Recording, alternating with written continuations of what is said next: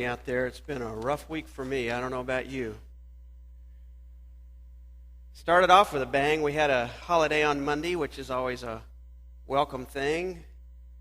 Then Tuesday comes and you realize you got to still do all the same amount of work in one less day. Tuesday I had to work and then take Lynn to the airport and drop her off and drive all the way up to Leesburg and drop my mom off and do some chores and come back. Wednesday, migraine. All day, all night. Thursday, try to get a little more work done. Friday, took 2 cars into the shop, got them both back. And last night, or yesterday, we went to Night of Joy and rolled back in here about 3:30 a.m. I'm still waiting for the rest of me to catch up with what's here. I know Suzanne and the youth are just about as tired, if not tireder, probably. But it's all good. It comes out in the end. Most of you know, if you've been here over the last couple of weeks at least, I've been in a sermon series called, the heck am I calling it? Victorious Living. This is not on my notes. I don't have a lot of notes today. And I'm working on a series about the fruit of the Spirit. That's what I planned to do this week, but all during the week I kept getting this voice that would say, no, something else. I didn't quite know where it was going to go, and it finally took shape over the week as I thought more about it and didn't write a whole lot. So we're taking a break from that series today just because I feel like God told me to. I hope that's okay with you. If it's not too bad, you're stuck with it anyway. I got to thinking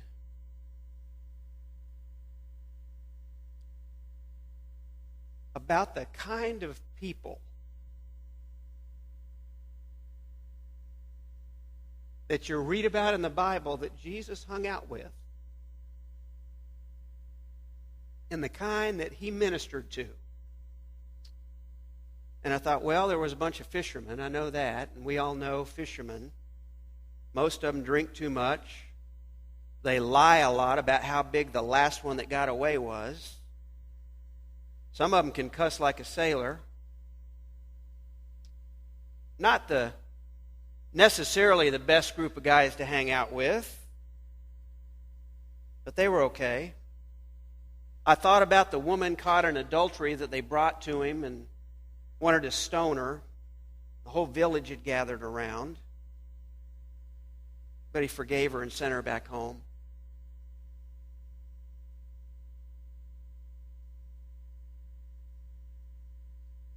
Thought about the 10 lepers. And I thought, why do you hang out with lepers? Nobody wanted to be around them. I mean, not even their family members wanted to be around them for obvious reasons. But Jesus didn't mind. He'd go and talk to them and love on them and heal them.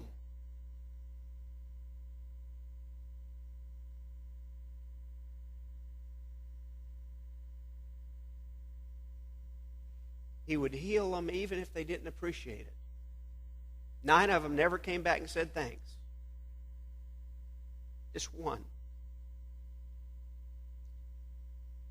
I thought about the Samaritan woman at the well. Samaritans to the Jews were about like dogs in the social order. They really considered them the dogs of society, not worthy of even getting the crumbs from your table. Because they were considered half-breeds, half Jewish and half pagan, Ammonite, something like that. But Jesus talked to her even though she was a woman and even though she was a Samaritan, and told her to stop sinning, and he forgave her and sent her on her way. As far as we know, she became the first evangelist other than Jesus to go back and tell people about him.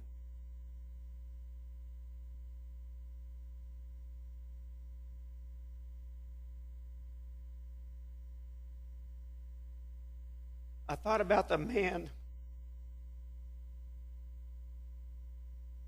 Really, more than one man come to mind, but the man with the withered hand at the temple. I know they brought another guy in that was crippled, and they lowered him through the roof, and he healed him too. But he healed people like that were considered dirty, not worthy, unclean. And he did it right in front of the face of the religious authorities, almost challenging them to challenge him. I thought about the woman who had been bleeding, the Bible says, for 12 years.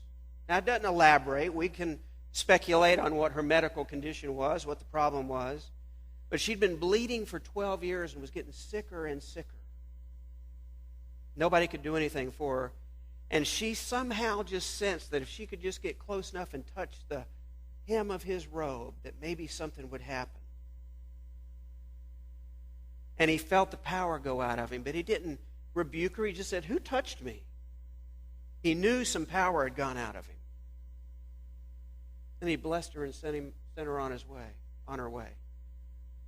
Thought about the man that we call Legion in the Bible because he was filled with a legion of demonic spirits. And there was many, many demonic spirits, all possessing one man.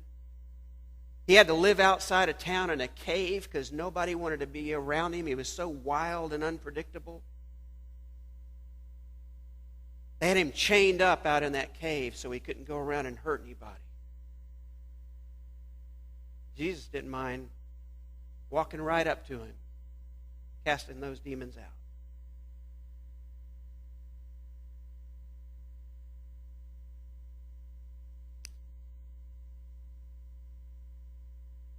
I thought about that prostitute that came in when he was having supper and knelt at his feet.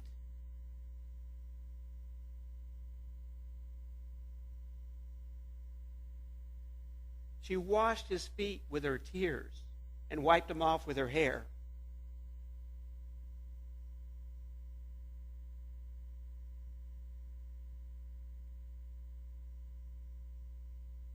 Kind of hard to understand. Somebody like Jesus.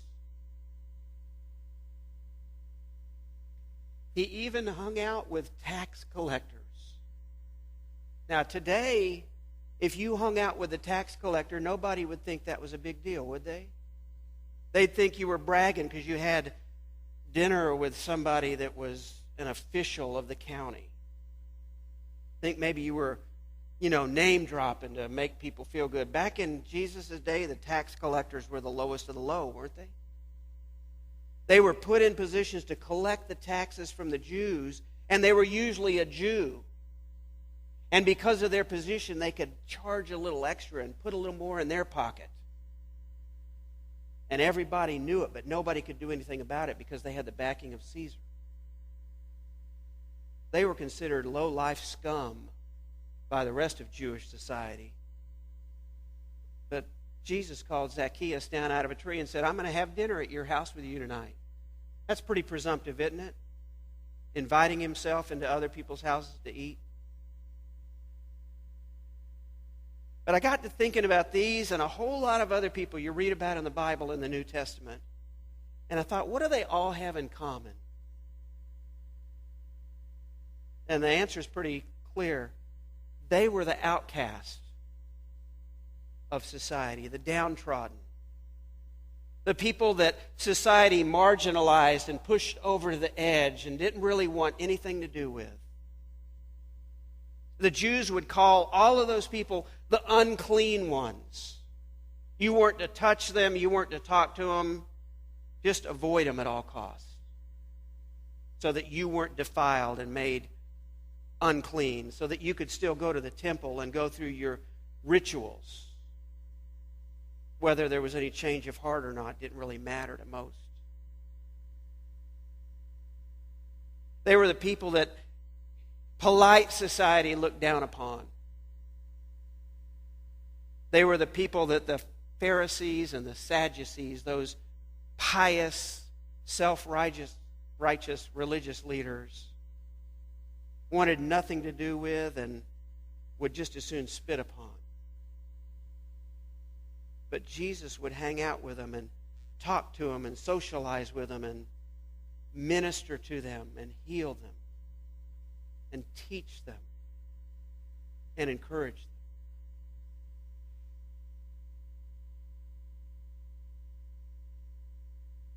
When I started thinking about all of those stories, and there's so many more I could touch on, it just really hit me that that's what I needed to talk about today. So I'm going to try to do that. I don't have a lot of notes, like I say, and I hope with the lack of sleep I won't ramble too much. If I do, just please forgive me. But you know, we as a church have extended an invitation to Chris to come on staff, and he's thinking and praying about that, and we'll get back with you on that. It's not about Chris today. It's not about me. But there's 3 points I want you to understand about the church and about your Christian walk and about just Christianity and ministry in general. Because ministry is not just doing one thing or another. I mean, it's outreach and it's worship and it's fellowship. It's all of that and more rolled into one. First thing I want you to understand, this is a very deep point. Ministry is messy. It brings you sometimes into contact with others who are not like you. They may not look like you. They may not dress like you. They may not talk like you. They may not smell like you.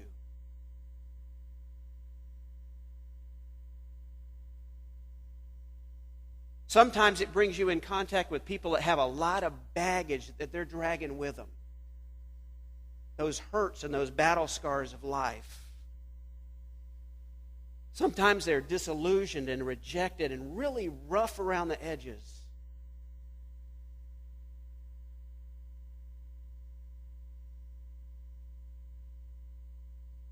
When I was a kid, my family was not well off. I don't think we were the poorest of the poor, but we weren't very well off. We had a roof over our heads and we had food to eat. I could probably put all the clothes I had in the closet in a space about that big. My mom did a lot of laundry, just about every day, so that it would be clean for the next day. I had to go to work at 13.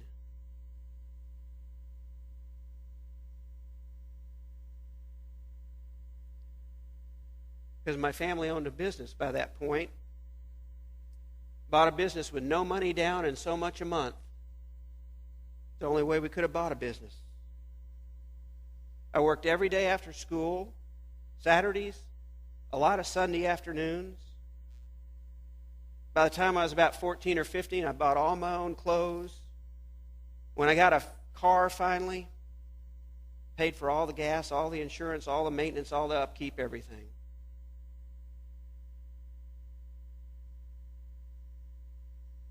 Somehow I still managed to make almost straight A's in high school. I just figured they probably were not asking us very tough questions. I managed to do pretty well on the SATs and get scholarship offers and that sort of thing. And I was so active in high school, despite all the work and stuff. I was the top officer in the marching band. My senior year, I even had to lead the marching band, the symphonic band, and the stage band because the band director,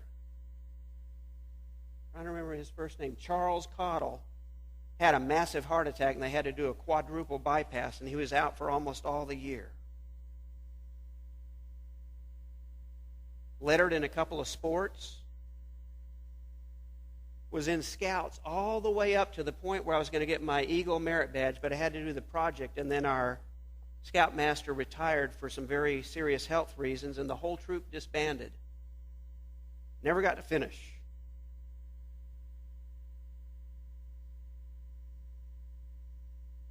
I don't know how to put this. On the outside, on paper, if you just looked at me, other than the long, shaggy hair, which everybody had back then. At least most of us did. It was down to my collar, at least, most of the time. But on paper, on the outside looking in, I kind of looked like the all-American kid. I made good grades, and I worked hard, and I kept out of trouble with the police, and I played sports and that sort of thing. But I don't think, looking back on it, I really had that much going, because I was kind of a mess on the inside.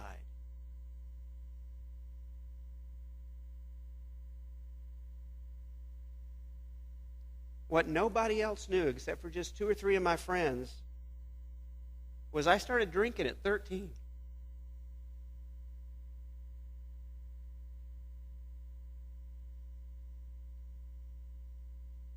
By the time I was about 15, certainly by the time I was 16, I was hardcore. I mean, it was bad. I went to school drunk. I went to work drunk. I drove drunk. I had no idea at the time that alcoholism was so prevalent on both sides of my family.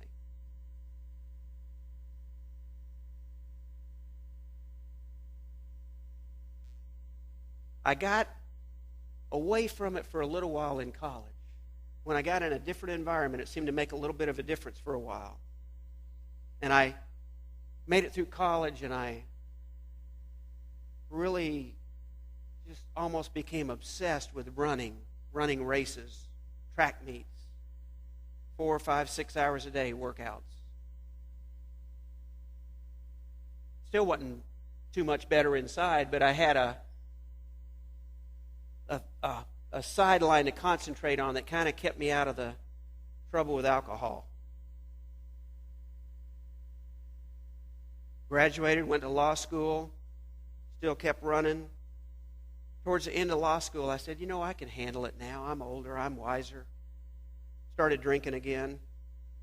Didn't take very long. I was right back where I had been.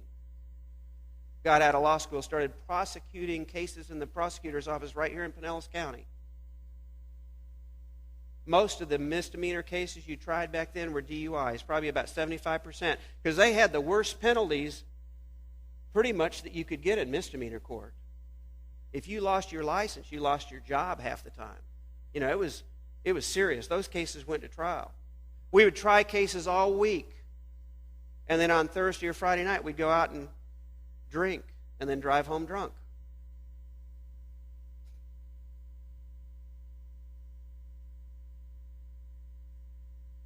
We had Suzanne. I was still doing that. I don't know how I didn't have a wreck or kill somebody or kill myself. I really don't. There are nights when I made it home and didn't know how I'd gotten there. And I was driving a 68 Camaro, and if you know anything about those, you move pretty quick in one of those. It's not a good combination if you're drunk.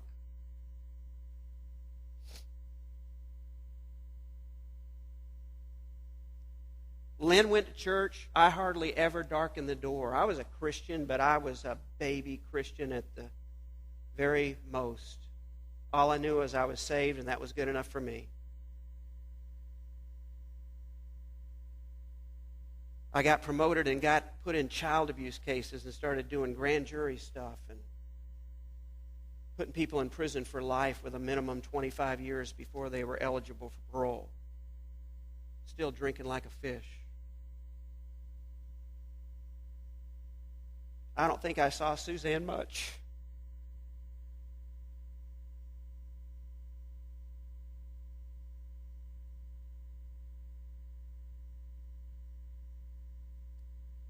Probably for the first 2 years, she was asleep when I left home. She was asleep when I came home. And every night I brought boxes, not a box, boxes of files home just to keep up.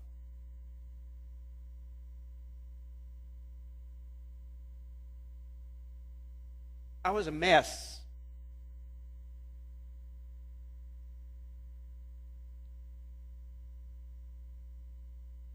Lynn tried to get me to go to church, didn't want to have anything to do with it. She wanted to tithe. I told her no way. It didn't make any sense at all. I wasn't very fun to be around. I got so cynical doing what I was doing in the state attorney's office, prosecuting really the lowest of the low, if you know what I mean, that I started looking at everybody like that.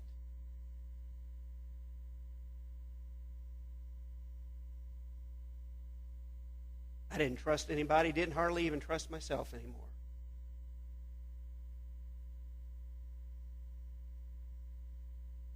Somehow, in the midst of all that, there's a lot more. You don't need to hear all of it. Somehow, in the midst of all that, Lynn got this crazy minister named Lee Gambrell. She was going, I should say, not we. She was going to Countryside Baptist Church. We lived all the way up in Palm Harbor. I'd go at Christmas or Easter, do my duty, and then call it quits for the rest of the year. And Lee came over and he started talking to me, and he asked me to come and play on the church softball team. Now look at me. Do you really think they needed me on a softball team? I'm not a power hitter.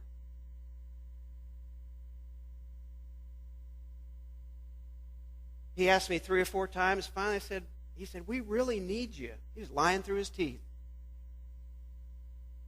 But I finally went out there and started playing, and all those guys on that team accepted me just the way I was, as rough and as cynical. I didn't talk to anybody much, and if I did, I just joked about stuff, nothing serious. I don't think I contributed too much to the softball team, to be honest with you.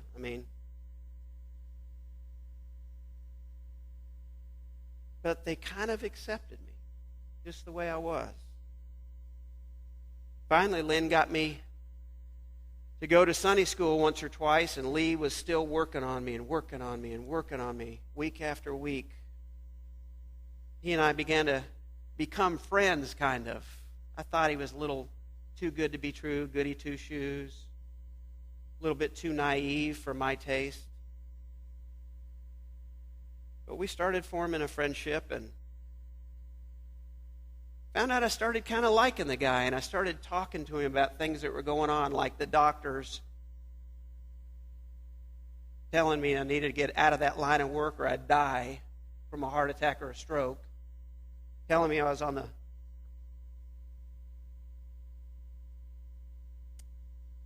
the verge of an ulcer, stuff like that, the high-pressure stuff that just eats you up. Lynn didn't know it. I didn't want to tell her and worry her, so I just didn't say anything.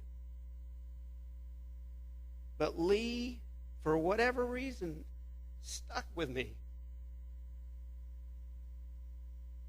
He finally got me coming to Sunday school on a regular basis. They threatened to kick me out a couple times. I'm not kidding. Ask Lynn. She'll tell you. Because I'd get a little disruptive in class and crack jokes and make fun of some things. But I started growing a little bit here and there, and eventually Lee said, it's time for you to get baptized. I'd never been baptized. I'd been sprinkled, but not baptized the Baptist way. You know what I mean. And I did. I went down front, joined the church, and got baptized. Had no idea what God had in store for me. Now, I'm telling you all this not because I just want to bare my soul or make you think, wow, look how far he's come. I'm still kind of rough around the edges if you really get to know me. And I still have a lot of baggage I drag around and a lot of junk in my life. I don't drink anymore. I can tell you that for sure.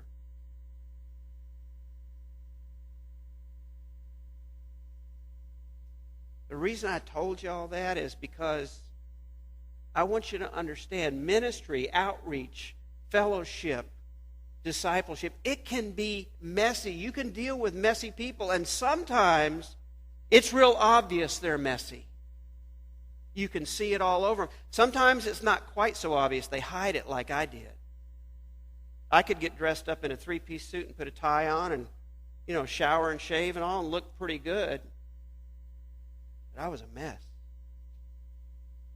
I could win a lot of cases, but I was still a mess.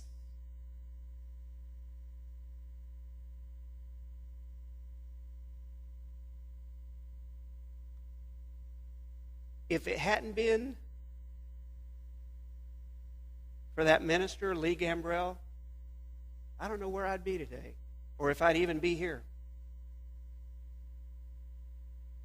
We went out drinking one night after a long week of trials. I had tried 3 cases that week. One of the co-workers never made it home that night.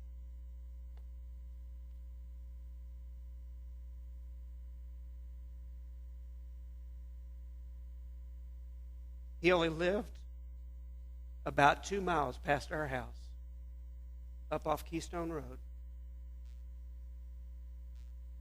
And I realized it could have been me.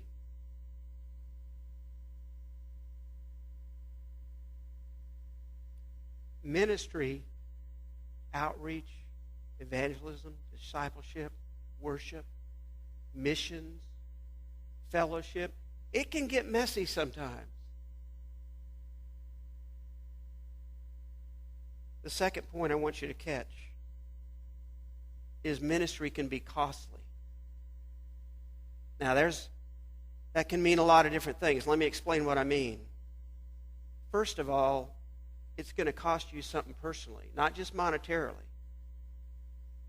Because sometimes ministry makes you get completely out of your comfort zone and deal with people that maybe you're not real comfortable dealing with. It may require you to invest financially in the hurt and the struggling people in this world. It may take your time and your talents and your efforts that you would rather spend doing other things. You might have to spend your time and your talents and your energy on someone you don't even know, and maybe sometimes someone you're never going to see again.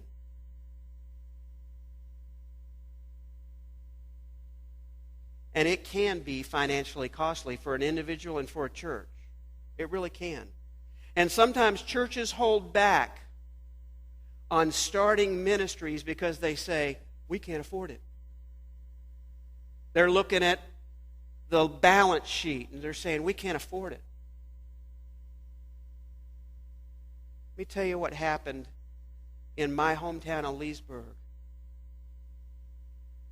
There's a church there that's known as First Baptist of Leesburg. When I was in high school, it's way bigger than this church, the building. They occupy like a whole city block. They had about 200 members with all that space. They were about to die as a church. And another crazy minister, a pastor named Charles Roselle, started as pastor there at that church.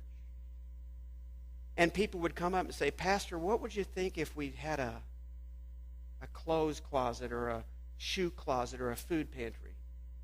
And you know what his answer was every single time? Is that your idea? Yes, sir, it is. Go start it. He never asked how much it was cost, where the money was going to come from, anything. Just, is that your idea? You willing to run it? Go start it. It cost that church for a while as they began starting ministry after ministry after ministry. You know what they do in that church today? They run about 2,000 or 3,000 members on a Sunday. I've lost track. They've got more ministries than I could list in the next hour. They've got more people serving in more ministries than we've got in this whole church, probably times 10. They've got a K through 12 school. They've got bus ministry. They bought an entire hotel and rehabbed it and made it into transitional housing for families that were homeless.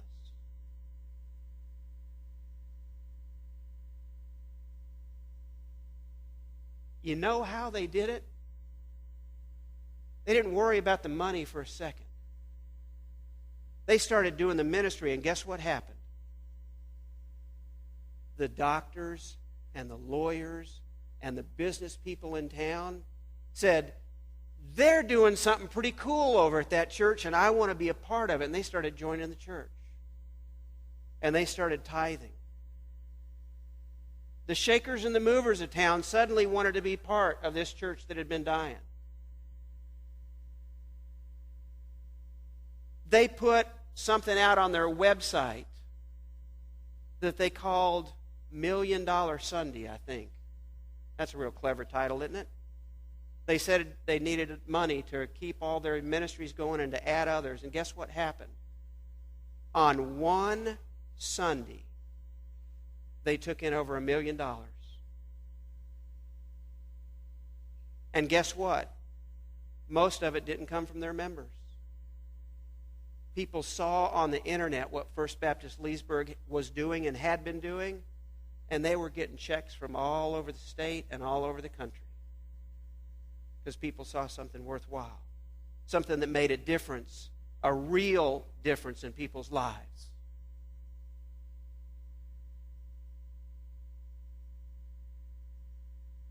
What does that kind of ministry and outreach cost you? Well, on one hand, I could say it doesn't cost you anything because you're going to get it back tenfold. On the other hand, I could say it's going to cost you everything because you're going to have to sell out to it hook, line, and sinker. Mind, body, and soul.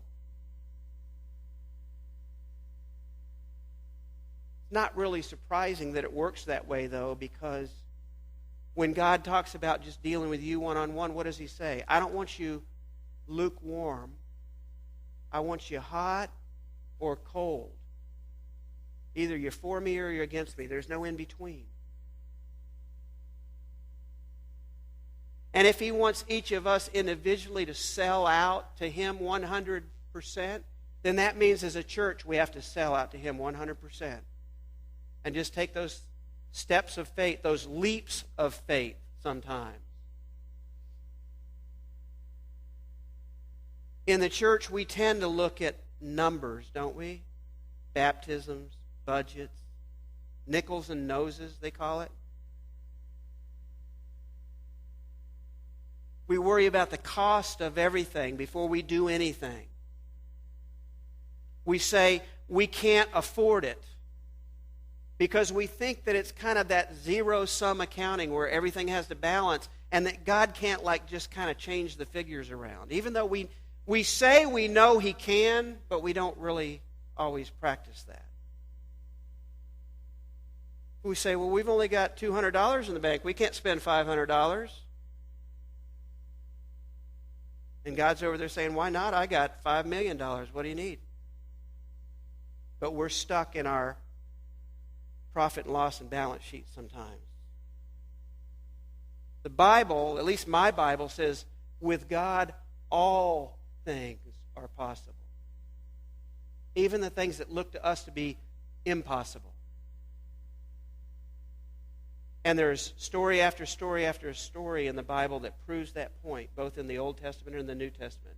How are you going to bring the biggest fortified city in the Promised Land, Jericho, down without firing a single arrow or pulling out a single sword? With a bunch of pots and pans and trumpets? It's crazy, but it worked. Ministry can be costly in a lot of different ways. But let me tell you something. People only give of their time and their talents and their treasures to causes that they can really believe in, that they can sink their teeth into. If it looks like some Mickey Mouse operation that's going nowhere, they won't do it. People give to things they can believe in. They join churches that they can believe in because they see that they're making a real impact in the community and in people's lives. If you want the shakers and movers and the doctors and the lawyers and the politicians and the business people to join the church,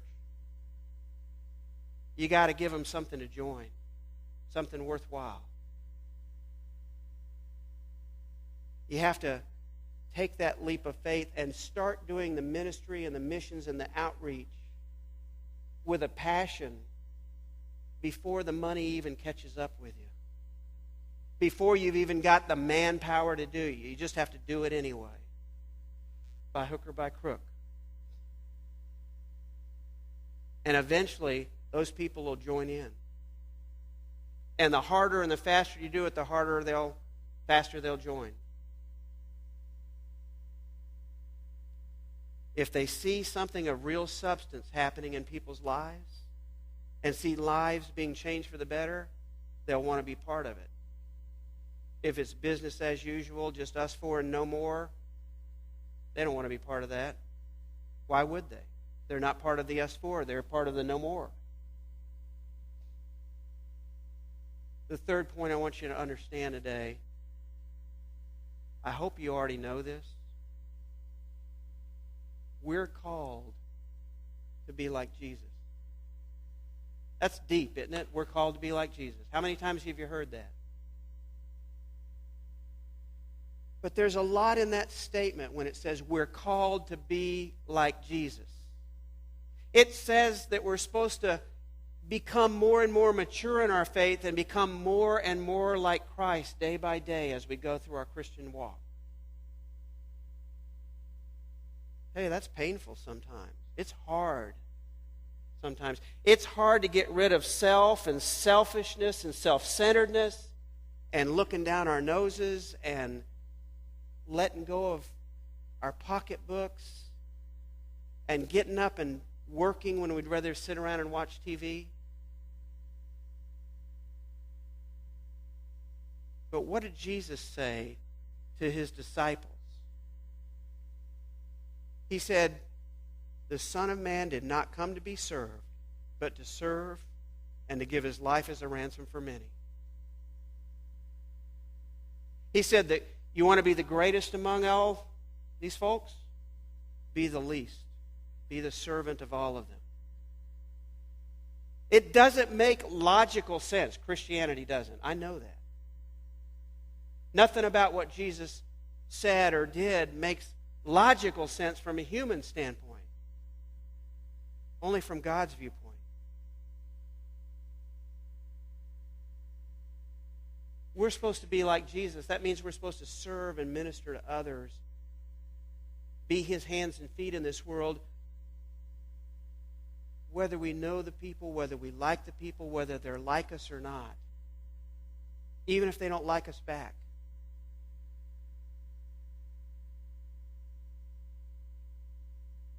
The good news for you and me is no one's asking any of us to sacrifice our lives in the way that Jesus did.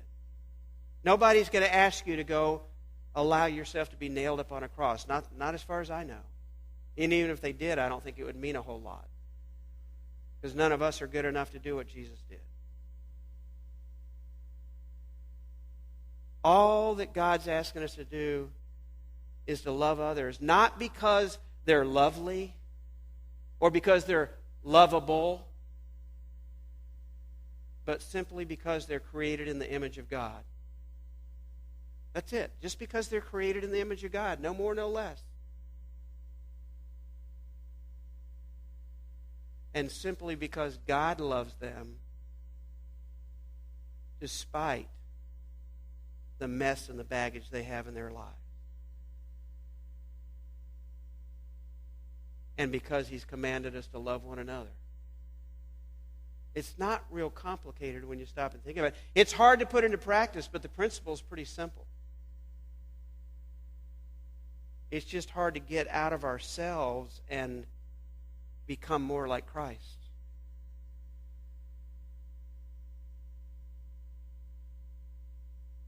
We need to reach out to people beyond these walls that are messy.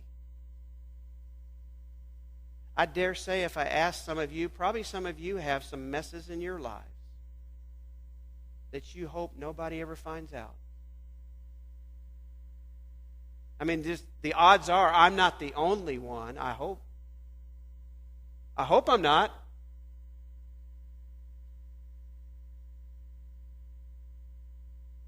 We're supposed to reach out to people that are obvious messes and people that keep it hidden like I did for years and years and years.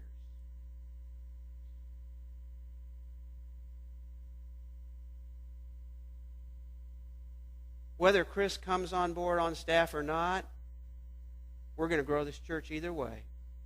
I hope you come, brother, but that's a different story. But whatever we do as a church, it's going to get messy from time to time. It's going to seem costly sometimes, and maybe more at first than after things get rolling a little bit.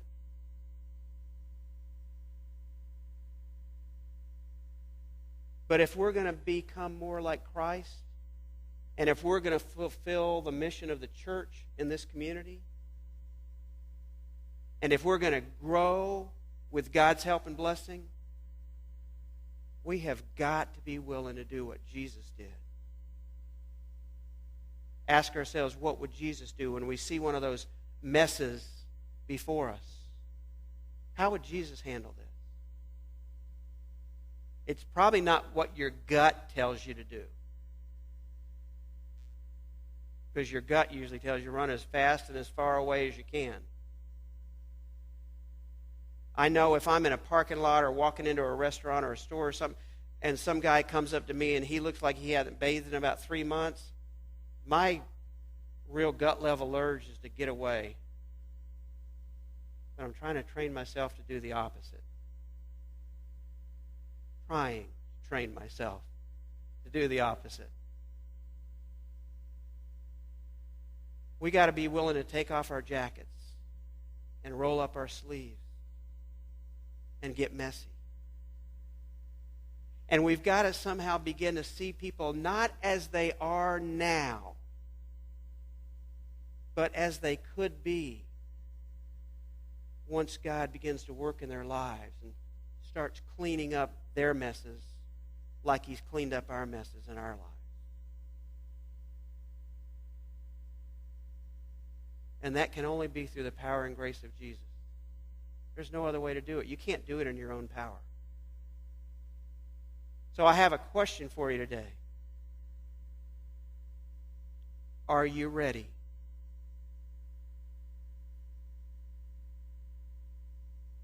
That's a loaded question. I know that.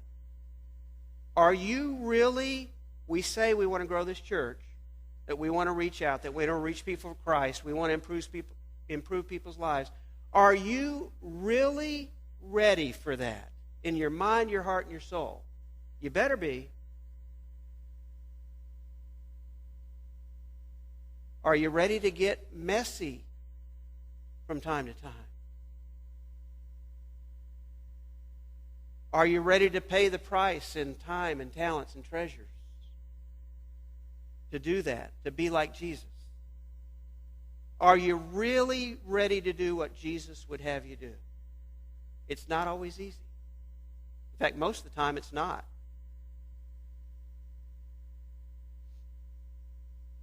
If you are ready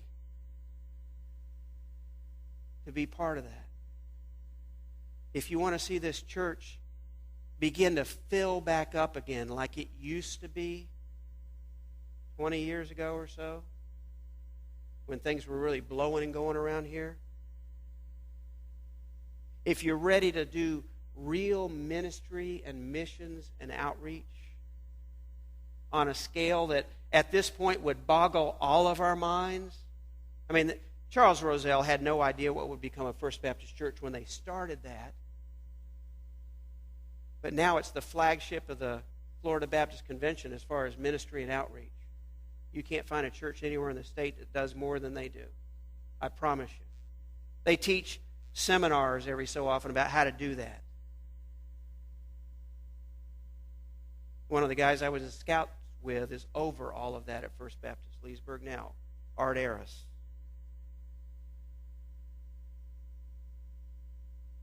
If you want to see this church become what the charter members envisioned back when they had their first mission service in June of 1955, before they ever even became a church on their own. If you want to see this church become what God intends for a church to be, then I hope you'll join with me with Chris if he comes, with the ministry leaders here, the leadership council, the deacons, the trustees. I hope you'll join with us and say, we're ready to take off our jackets, roll up our sleeves, and get messy.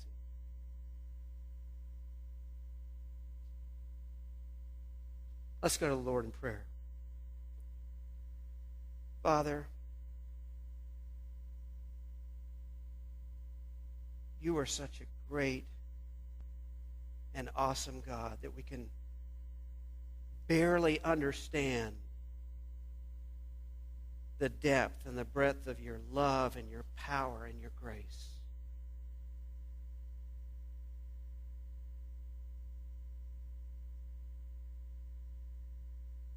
Father, we just come to you